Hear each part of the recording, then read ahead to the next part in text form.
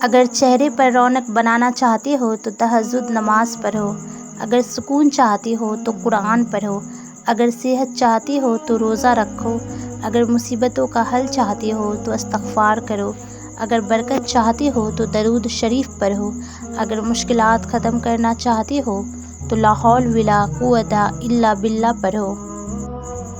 اللہ کو دل اور زبان کا سخت ہونا پسند نہیں، اس لیے دونوں کو بغیر ہڈی کے بنایا ہے۔ دل محبت سے نرم ہوگا اور زبان اخلاق سے۔ دکھاوے کی خوبیاں خامیوں سے بھی بدترین ہوتی ہے۔ جس طرح درخت کی قیمت اس کے پھل کے حساب سے ہوتی ہے، اس طرح انسان کی قیمت اس کے اخلاق کے حساب سے ہوتی ہے۔ نعمتوں کے چھن جانے کے دو ہی سبب ہیں: خوف خدا کو چھوڑ دینا، لوگوں سے بدسلوکی کرنا۔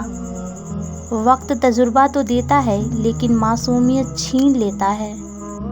جو شخص آپ کو نیچا دکھانا چاہتا ہے وہ تسلیم کر رہا ہے کہ آپ اس سے اونچے ہیں۔ خود میں قابلیت پیدا کریں، دوسرے میں نقص نکال کر خود کو قابل ثابت مت کریں۔ اگر آپ سے کوئی نیکی نہیں ہوتی تو آپ صرف معاف کرنا سیکھ لیں۔